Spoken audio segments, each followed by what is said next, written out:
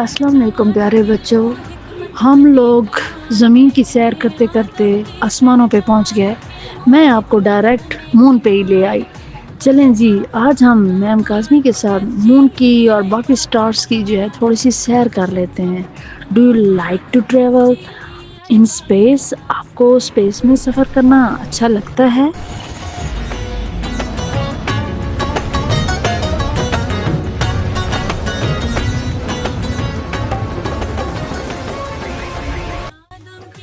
आपको पता है कि जो ज़मीन पर आपका वज़न जो होता है ना, आपकी ज़मीन की ग्रेविटी की वजह से, कशिश शकल की वजह से होता है। सपोज़ कि आप 60 केजी आपका वेट है, आप मून पे आएँगे तो वो 10 केजी रह जाएगा। इसलिए तो आप जंपिंग कर रहे होते हो, हॉपिंग कर रहे होते हो, because of your weight. Ma'am, ये दिन और रात का निज़ाम कैसे होता है? ये दिन और रात कैसे आते जाते हैं? और हम ज़मीन से गिरते क्यों नहीं है जब ये रोटेट कर रही होती है तो? इसका क्या रीज़न है? वेरी नाइस बेटा, आपने बहुत अच्छा क्वेश्चन किया। दिन और रात का सिस्टम मैं आपको इस पिक्चर के ज़रिए बताती हूँ। दिन और रात का मुकम्मल होना मुकम्मल तौर पर ज़मीन की अपनी रोटेशन की वजह से होता है। ये अपने एक्सिस पे, अपने मदार पर, अपने महवर पर 24 आवर्स में एक चक्कर मुकम्मल करती है। एक रोटेशन इसका 24 आवर्स का होता है। अभी जो सूरज के सामने जो हिस्सा इसका होता है ना, जहाँ पर रोशनी पड़ती है, वहाँ पर दिन होता है। और जो उसकी ऑपोजिट यानी कि वेस्ट साइड पे होता है, वहाँ पर सूरज की रोशनी नहीं पहुँचती, तो वहाँ पर रात होती है। ये तो फैक्ट है। तो इसी तरह जो हम ज़मीन के फ्रंट वाले व्यू पे सपोज़ कि हम रहते हैं, हम मशरक़ी लोग हैं ना, मशरक़ यानी कि हम ईस्ट वाली साइड पे रहते हैं, ईस्टर्न है। अगर ईस्ट वाली साइड पे हम लोग रह रहे हैं तो हमारे जो वेस्ट पे उस वक्त लोग होंगे, वहाँ पर रात होगी। समझ आ रही है आप लोगों को? आपको निज़ाम शमसी का प्रोजेक्ट कराते वक्त मैंने आपको बताया था कि जो सबसे क्लोज प्लैनेट है वो कौन सा है? मरकरी, यानी कि अतार्द। ये निज़ाम शमसी का सबसे छोटा सियारा भी है और इसका करीब तरीब भी है। यहाँ पर स्फीयर किस्म का टेम्परेचर होता है ना। तो यहाँ पर यानी कि अगर सपोज़ आप दिन के वक्त जाते हैं तो शदीद गर्मी होगी, अगर रात के वक्त जाएंगे तो शदीद सर्दी होगी। इवन कि आप वहाँ पर फ्रीज़ हो जाओगे, फ्रीज़। इस जो मरकरी स्टार का सबसे जो है ना इंटरेस्टिंग पॉइंट क्या है पता है क्या? ये बहुत फास्ट है। ये जब रोटेशन करता है ना, हमारी ज़मीन तो आहिस्ता आहिस्ता चल रही है, लेकिन इसकी रोटेशन जो है ना, ये 88 डेज़ में अपना पूरा सर्कल कंप्लीट कर लेता है सूरज के गिर्द। और इसके अलावा जो इसका नाम है ना, ये रूमी देवताओं, रोमन गॉड्स, ये उनके जो है ना गॉड्स के नेम के उस पे है, रिजेंबल पे है, क्योंकि ये पैगाम रसानी का तेज़ काम जो करने वाला उनका जो देवता होता है, जो गॉड होता है, वो मरकरी ही है। That's why it's called mercury. Moon and mercury के ऊपर आप देखेंगे ना, आपको बहुत से जो है ना ये हीप्स नज़र आएंगे, या ये जो है ना डीप स्लोप्स नज़र आएंगी। ये क्यों है यहाँ पर? ये जगह जगह गड्ढे पड़े हुए हैं, ये किस वजह से है आपको पता है? ये पत्थराई और चट्टानी जो है ज़मीन है, वहाँ पर गड्ढे जो है, वहाँ पे क्रैटर्स उनको बोलते हैं। ये गड्ढे पता है माजी में शहाबिये मैटर्स, जो पत्थर नहीं खिला में फिर रहे होते, ये इस सतह से टकराए होते हैं ना, तो इस वजह से ये गड्ढे पड़ गए थे। समझ आ रही है? These matters. कभी आप ये देखें ना, कभी आपने देखा होगा स्पेस की कोई वीडियो देखी होगी, तो वहाँ पर आपको नज़र आएंगे पत्थर भी खला में फिर रहे हैं। ये पत्थर जब अपनी ग्रेविटी खो देते हैं, अपने एक दूसरे के साथ जो है अट्रैक्शन खो देते हैं, तो फिर ये टकरा जाते हैं, राइट। तो ये जब इन स्टार्स, इन प्लैनेट्स के ऊपर गिरते हैं, तो यहाँ पर उनकी सतह जो है वो ऐसी दिखती है। वेनस ये एक ब्राइट स्टार या चमकदार सितारा भी कहलाता है, जो कि मोस्टली जो होता है ना, ये रात को आसमान पर चांद के बाद, या फिर सूरज जैसे ग़ुरूब होता है उस वक़्त नमूदार होता है, और जब सूरज सुबह तुलू होता है उस वक़्त भी देखा जाता है, और बहुत सी कंट्रीज़ में तो इसे दिन के वक़्त भी देखा जा सकता है। ये इतना ब्राइट होता है। I like this star. मुश्तरी, ये साइज़ में बहुत बड़ा होता है, हमारी ज़मीन के जैसे और कई ज़मीनें इसके अंदर समा सकती हैं। ये आपको पता है, ये इतना बड़ा है कि ये निज़ाम शमसी का किंग कहलाता है। ये बादशाह है, या देव कामत सयारा भी कहलाता है। ये गैसों से बना है, जैसे कि हाइड्रोजन और हीलियम वगैरह। यहाँ पर भी ज़िंदगी का वजूद बिल्कुल भी नहीं हो सकता। आपको एक मज़े की बात बताऊँ, ये जो मुश्तरी सयारा है ना, ये इतना तेज़ रफ्तार होता है कि ये अपने इतना बड़े होने के बावजूद अपने महवर में बहुत तेज़ी से गर्दिश करता है, और इस पर जो दिन होता है, जिस तरह हमारी ज़मीन पर 24 घंटे का दिन होता है ना, वहाँ पर सिर्फ 10 घंटे का होता है। ये इतनी तेज़ी से घूमता है, और इसका अगर एक दिन आपकी एक पूरी रात की नींद से भी छोटा होता है, ये इतना बड़ा होने के बावजूद ये इतना तेज़ जो है रोटेट करता है। चलो जी, चाँद की सैर हो गई, ज़मीन की सैर हो गई, उसके करीब सूरज के करीब का सयारा हमारा अतार था मरकरी, उसकी सैर हो गई, वेनस की सैर हो गई। अब हम चलते हैं मार्स की तरफ। मार्स पे जाते हैं, वहाँ पे क्या हो रहा है, वहाँ पे रहने जाएं, वहाँ पे कौन कौन रहना चाहता है, कौन कौन वहाँ पे घर बनाएगा। Come on. मरीख को सुर्ख रंग का सयारा भी कहते हैं, यानी कि रेड प्लैनेट। इसको पता है क्यों कहते हैं? क्योंकि इसकी सतह पर बहुत ज़्यादा रस्ट होता है, जंग की तरह जो है रेड होता है ना, ये बिल्कुल ऐसे जैसे कि लोहे पे जंग लग जाता है। इस सयारे की मिट्टी में लोहे के ज़रात होते हैं जो ऑक्सीजन से मिलकर से रेड जो है कलर में चेंज कर देते हैं। रात को जब हम इसे देखते हैं ना, ये एक छोटा सा रेड कलर का डॉट नज़र आता है, ये मरीख होता है। मार्स पे मरीख पर बहुत ज़्यादा माउंटेन्स और वैलीज़ भी हैं, और ये ज़्यादा ऊंचे भी हैं, और ये एक पहाड़ जो है ओलंपस माउंट इसे कहते हैं, ये हमारे माउंट एवरेस्ट से भी 3 गुना ज़्यादा ऊंचा है। इसके अलावा मार्स पर बहुत ज़्यादा गहरी खाइयाँ और वादियाँ हैं जो ज़मीन पर मौजूद किसी भी खाई से ज़्यादा बड़ी और गहरी हैं। ठीक है, ये भी ख्याल रखना है, इसका भी हम लोग जो है ना यहाँ एक्सप्लोर तो करने आए हैं, सब लोग अपना अपना ख्याल रखना। मैम काज़मी, क्या हम लोग यहाँ पर रह सकते हैं? अगर हम यहाँ पर रहेंगे तो इसका हमें नुकसान होगा या फ़ायदा होगा? हम ज़मीन पर क्यों रहना चाहते हैं, हम मार्स पे क्यों नहीं रहते?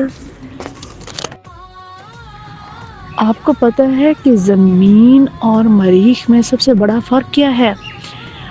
मार्स पे जो है ना वो स्लोप्स हैं, वहाँ पर आपको रहने के लिए पहले प्लेन जगह बनानी पड़ेगी, जबकि ज़मीन पर आप कहीं पे भी जाते हो आपको कहीं ना कहीं ऐसी जगह मिलती है जहाँ पर आप कैंपिंग कर सकते हो, जहाँ पर आप मकान बना सकते हो, वहाँ पर आप रेजिडेंस बना सकते हो, कोई इशू नहीं होता। जबकि बाकी जितने भी आप प्लेनेट पे जाते हो तो वहाँ पर एक तो आपके साथ एटमॉस्फेयर का इशू होता है, दूसरा वहाँ पे पानी, हवा, गैसेस, ऑक्सीजन्स का इशू होने के साथ साथ वहाँ पर स्लोप्स बहुत हैं। वहाँ पर आप किस किस चीज़ को कहाँ से हटाओगे कि वहाँ पर आप एक प्लेन जगह बनाओ और वहाँ पर रह सको। दूसरी सबसे बड़ी बात कि इसमें जो ग्रेविटी होती है वो 0.38 है, 38 जी है, जबकि जो ज़मीन पर है वो 0.1 है। तो आप देखो 1 और 38 में कितना डिफरेंस है, जिसकी वजह से यहाँ पर आपको जितने भी है मसल्स के इशू, जितने बोन्स के इश्यूज क्रिएट हो जाते हैं, मतलब यहाँ पर डिजीज़ेस काफ़ी अटैक करती हैं। ये देखिए, ये है रोबोटिक्स फ्रेंड्स, ये साइंटिस्ट ने, ज़मीन के साइंटिस्ट ने यहाँ पर भेजे हैं। आपको पता है ये क्या करते हैं? ये यहाँ की ज़मीन, यहाँ का पानी, यहाँ की हवा, हर एक चीज़ के बारे में माइन्यूटली जो है ना उस पर रिसर्च करके सेंड कर देते हैं ज़मीन वालों को, ताकि उनको अंदाज़ा हो सके कि यहाँ पर ज़िंदगी के कितने चांसेस हैं, ताकि नेक्स्ट अगर कोई प्रोजेक्ट करना हो तो वो मार्स पर आ सकें। जैसे कि हम लोग यहाँ पर रह सकने का जो प्लान बना रहे हैं वो क्या हम फुलफिल हो सकता है, क्या हम यहाँ पर रह सकते हैं? चलें अब तो एंजॉय कर रहे हैं ना मार्स को।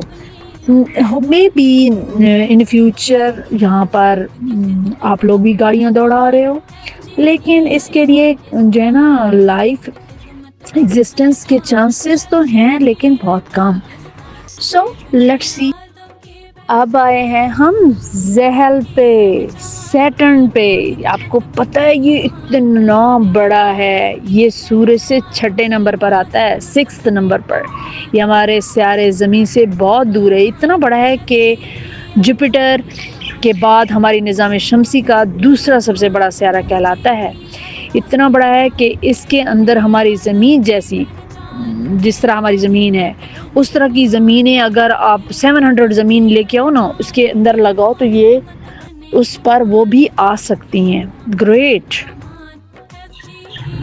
Saturn amazing rings. ये हम जब अभी स्पेस का टूर कर रहे थे ना, तो रास्ते में हमने देखा सैटर्न के आगे रिंग्स को। तो ये रिंग्स आपको कोई जो लगता है कि स्टील के होंगे, ग्लास के होंगे, या फिर आयरन के होंगे, या वुड के होंगे? No, not at all. आपको पता है ये rings dust, ice and stones की बनी होती हैं, और ये चौड़ाई में तो बहुत ज़्यादा हो सकते हैं लेकिन मोटाई में इतने ज़्यादा नहीं होते। इट्स सो ग्लोइंग और शाइनिंग, ब्राइटनिंग। जो अमेजिंग रिंग्स हैं ना, बहुत अट्रैक्टिव होते हैं, इसके लुक को बहुत ज़बरदस्त करते हैं। क्या हम लोग इस सैटर्न पे रहें? ओह नो, हम तो इस पे नहीं रह सकते। रीज़न क्या है? मैं आपको रीज़न बताती हूँ। आपको पता है ये ज़मीन पे तो जो होता है ना, पत्थर होते हैं, माउंटेन आपने देखे, आपने रिवर देखे, ये सारी चीज़ें देखी, लेकिन जो इस सियारे पर आपको ये चीज़ें नज़र नहीं आएंगी, बल्कि ये तो सिर्फ गैस है, सिर्फ गैसों का मजमुआ है। It is a gas giant. ये गैस देव है जिसमें ज़्यादातर गैसें हैं, हाइड्रोजन और हीलियम। इसकी सतह पर तो खड़ा होना मुमकिन ही नहीं है, इसमें कोई ज़मीन ही नहीं है, क्योंकि आप गैस पे खड़े नहीं हो सकते। चलो अब चलते हैं यूरेनस पे। चलें, आओ कम ऑन। यूरेनस एक टिल्टेड प्लैनेट है, ये एक टेढ़ा सियारा है। ये सबसे ज़्यादा मुनफरिद है क्योंकि ये अपनी एक करवट पर लेटा हुआ घूमता है। ऐसा लगता है जैसे कोई गेंद ज़मीन पर लड़क रही हो और आपके ऊपर गिर जाएगी।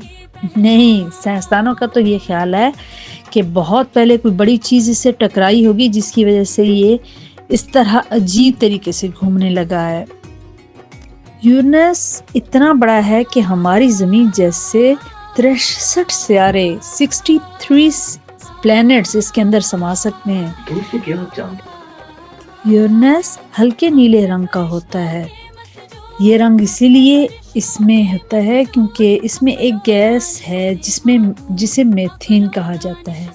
ये गैस सूरज की सुर्ख रोशनी को जज़ब कर लेती है और नीली रोशनी को वापस भेजती है। ये यूरेनस जो है ये सूरज से बहुत दूर है, इसीलिए यहाँ बहुत सर्दी होती है और हमारे निज़ाम शमसी की सर्द तरीन सियारों में से एक। यहाँ पर बहुत सर्दी है। यारे बहुत ठंड है, इतनी ठंड तो अपने को कहीं पर भी नहीं लगी।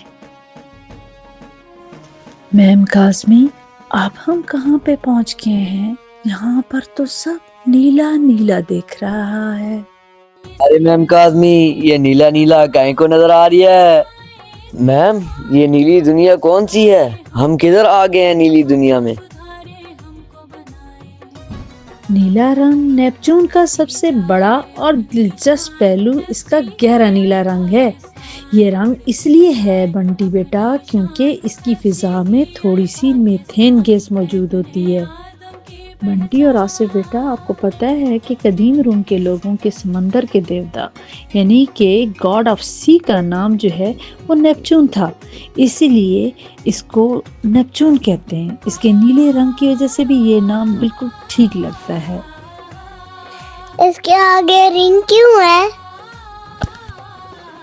ये सियारा सूरज से बहुत ज़्यादा दूर है, इसी वजह से ये बहुत ठंडा है, तकरीबन 30 गुना ज़्यादा दूर है ज़मीन के मुकाबले में।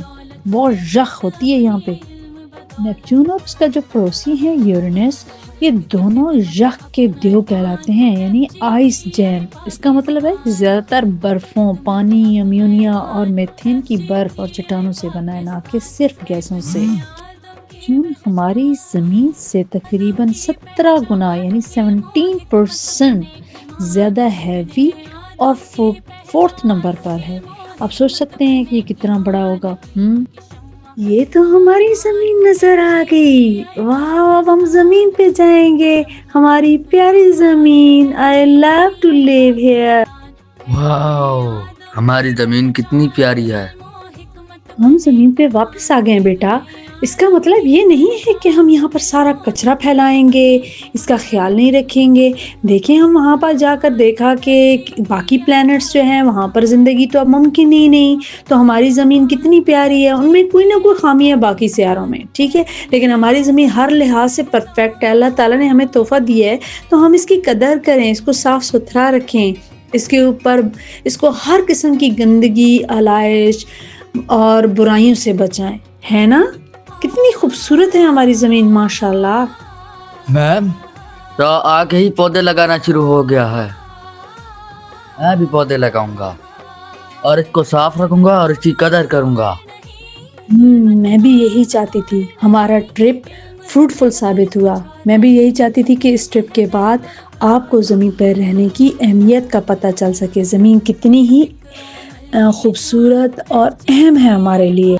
हमारी ज़मीन को जब खलाबाज देखते हैं खिला से, तो ये इतने खूबसूरत ब्लू स्टोन की तरह लगती है। ये बहुत ज़बरदस्त है, अमेजिंग है। ज़मीन को नीला स्यारा भी कहा जाता है, क्योंकि इसका तकरीबन 70%, इसका 70% हिस्सा पानी की है। यही वजह है कि यहाँ पानी ज़िंदगी मौजूद है, ज़िंदगी परवान चढ़ती है, फलती फूलती है। मैम, हमारा साल क्यों बदलता है? Good question Asif.